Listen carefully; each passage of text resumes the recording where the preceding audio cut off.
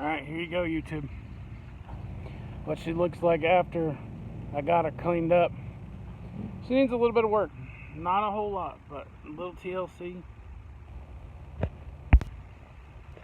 I'm pretty excited on this project, and it's a good looking tractor. So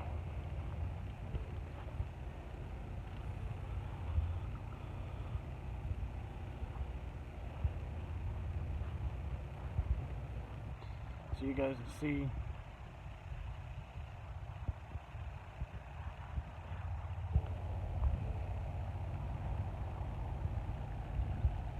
and I'll have more videos here in a little bit.